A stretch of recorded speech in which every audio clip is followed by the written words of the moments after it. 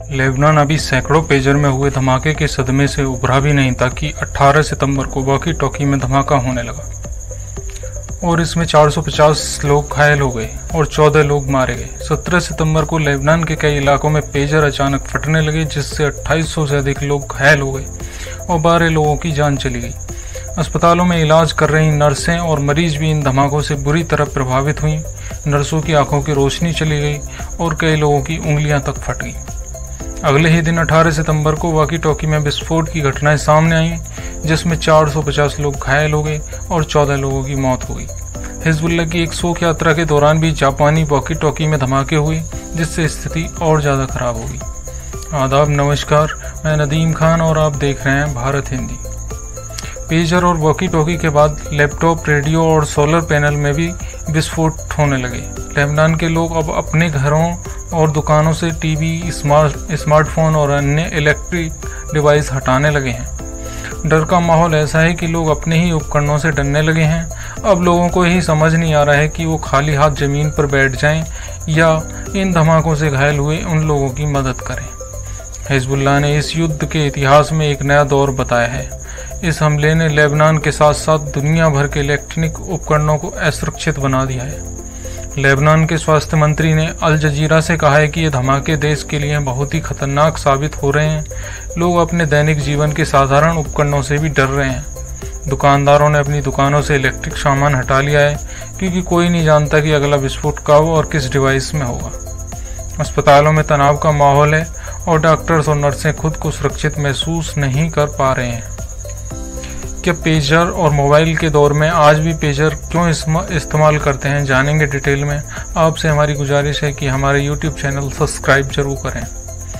Pager एक ऐसा उपकरण है जिसका उपयोग दुनिया भर के अस्पतालों में किया जाता है, खासकर ऐसे स्थानों पर जहां मोबाइल नेटवर्क काम नहीं करता। 1950 के दशक के उपयोग में आ रहे पेजर आज भी आपातकालीन सेवाओं में बेहद विश्वसनीय माने जाते हैं। ब्रिटेन और अमेरिका के अस्पतालों में अभी भी लाखों डॉक्टर्स एंड नर्सें पेजर्स का उपयोग करते हैं। ये उपकरण मजबूत, सस्ता और आपातकालीन भी संचार बनाए रखने के लिए सक्षम है। न्यूयॉर्क टाइम्स की एक रिपोर्ट में बताया गया है कि इजराइल ने पेजर को एक हथियार की तरह इस्तेमाल करने की योजना बनाई थी।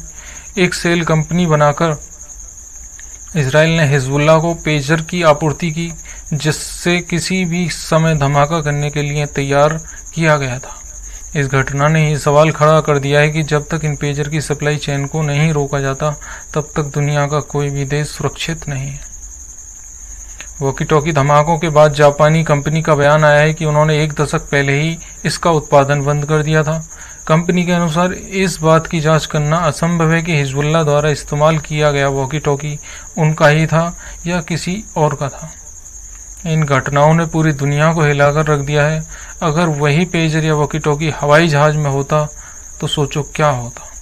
अगर किसी डॉक्टर के ऑपरेशन के दौरान अस्पताल में विस्फोट हो जाए तो इसके क्या परिणाम हो सकते हैं। ईरान के राष्ट्रपति इब्राहिम रईसी का 19 मई को हेलीकॉप्टर क्रैश अब भी संदेह के घेरे में है और इजराइल पर शक की सुई घूम रही है। हालांकि इजराइल ने इन हमलों की जिम्मेदारी नहीं ली है, लेकिन न्यूयॉर्क टाइम्स की रिपोर्ट के मुताबिक इजराइल पहले से ही एक योजना बना रहा था। हिजबुल्लाह के पेजर उपयोग को बढ़ाने के फैसले से पहले ही इजराइल ने एक सेल कंपनी बनाई थी जो अंतर्राष्ट्रीय कंपनी होने का नाटक कर रही थी। लेबनान में हो रहे इन रहस्यमय धमाकों ने दुनिया भर के इलेक्ट्रॉनिक उपकरणों को असुरक्षित बना दिया है। यह सिर्फ लेबनान का मुद्दा नहीं है, बल्कि वैश्विक सुरक्षा का गंभीर प्रश्न है। अगर अस्पतालों, हवाई जहाज़ों या अन्य सार्वजनिक स्थानों पर ऐसे विस्फोट होते रहे तो ये पूरे विश्व के लिए एक बड़ी चुनौती बन सकता है। सुरक्षा एजेंसियों को इस नए प्रकार के आतंक से निपटने के लिए तैयार रहना होगा, अन्यथा इसकी कीमत बहुत भारी चुकानी पड़ सकती है। इस संकट ने पूरी दुनिया को चेतावनी दी है कि खतरा अब केवल बम और मिसाइलों से नहीं है, बल्कि आपके फ़ोन, लैपटॉप और टीवी से भी हो सकता है। सभी देशों को अपने उपकरणों की जांच और सुरक्षा सुनिश्चित करनी होगी। संयुक्त राष्ट्र अंतर्राष्ट्रीय सुरक्षा एजेंसियों को इन घटनाओं की जांच में तेजी लानी चाहिए। अस्पतालों और अन्य सार्वजनिक स्थानों पर इन उपकरणों के उपयोग को सीमित या नियंत्रित करना चाहिए। यह आतंक का एक नया और खतरनाक चेहरा है जो किसी भी वक्त कहीं भी तबाही मचा सकता है। दुनिया को इस चुनौती से निपटने के लिए एकजुट होकर कदम उठाना होगा। जय हिंद, जय भारत।